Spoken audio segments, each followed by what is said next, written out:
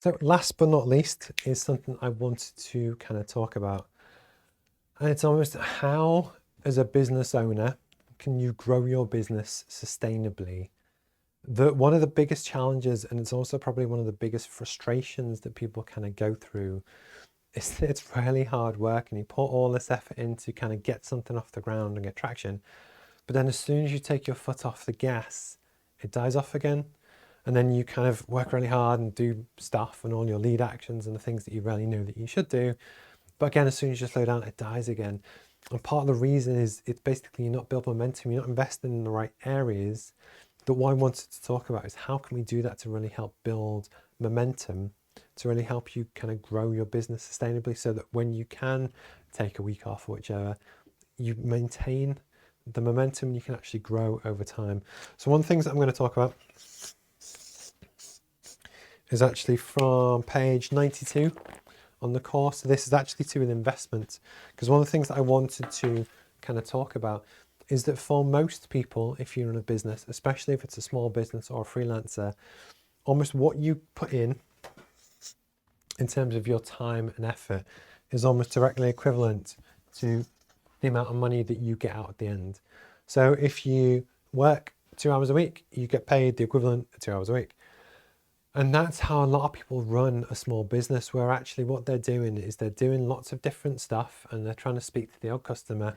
And actually what happens is they put a bit of effort in, but then it dies off again. And then like, oh, we're not really making any progress. And then they might do it again. And I think a lot of people really get frustrated and they almost give up because actually they don't feel like they're making progress. One of the most important things for any kind of small business owner is just to feel, no matter how slowly, that you're actually just building your machine, building your business over time, making progress on stuff. Because essentially the more you can invest into the business, it becomes your flywheel that basically multiplies your effort. So what I wanted to do here, so this is you, so that one and that one. If you're able to, and it won't be straight away, but in terms of your business, invest in it, what you're able to do is look at your processes, branding, staff development, I guess.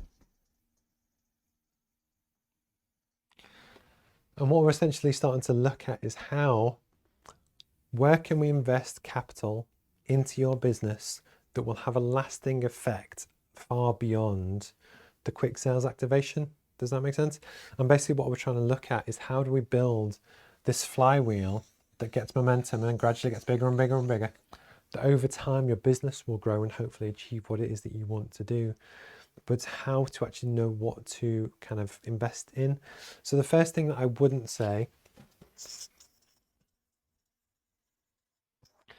a lot of people look at quick wins, and this is how you might take your existing company brand, everything that you currently have, and put an advert in the newspaper.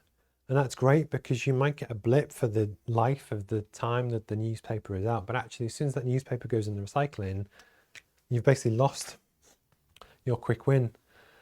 So one of the things that you really want to kind of look at is that and you absolutely should do your ad spend and your different stuff to really help do that. There's a lot of science on this, but basically you want to split your spend 40-60 between different things. So put 40% of your money, your marketing spend, into short-term sales activation, which is your special offers, your McDonald's 99p double cheeseburger, etc. These are all your kind of quick wins to help get sales, but actually put 60% into your brand building. So as a prime example, when I launched the Roadmap version 2, I incorporated the new brand, which is this, and it's also what you see on the screen, and I've got some other kind of stuff coming through. So although that had quite a high upfront one-off cost, it will almost help me build the flywheel so that when I want to go to in the future, it was money well spent. I could have actually spent the same money just on adverts on Facebook or whichever, but it wouldn't help me build a long-term sustainable business. So it's all about actually what do you really kind of look at to help you grow. The other one as well, which is here, it's investing in your systems and processes. There's a prime example just in this room. When I first started when the pandemic kind of hit and I first started to live stream, it was in my spare bedroom at home. And what I used to do was every single time set up all the cameras, set up all the lights, do it. And the quality wasn't very good, but it would probably take me half a day just to set up. And then another few hours to back down. As we're now, okay, I've spent a lot more money on, but actually I have this set up 24 hours a day that I now I've won back that half a day a week, which actually improves my efficiency. I have a much better machine now that I'm starting to grow than I didn't have before. But it was because I was able to invest in processes or systems or anything which basically save me time or allow me to do more for that kind of very same kind of reason. It could be that you are a baker and your current oven, if you bake from home, can do 20 cakes. And the setup time might take you an hour to do and an hour to bake, and you get 20 cakes at the end of it.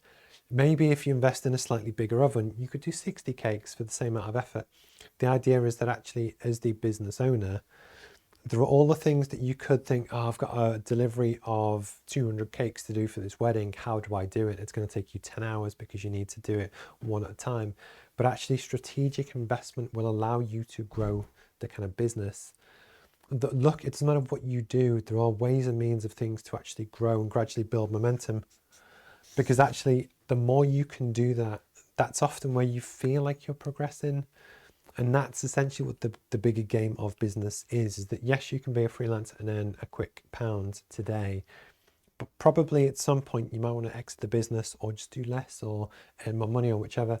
And it's that right balance between investing in your own stuff and really kind of working on your own business and really helping to grow it, or taking the easier option to kind of not look to properly invest in the right way in your what you do.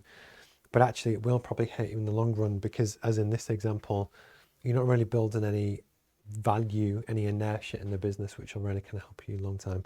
I would love to know in the comments, has this ever happened to you? Is there anything that you really kind of spent money on or invested in that really made a massive difference to your kind of business? For me, the studio setup was a really kind of great spend.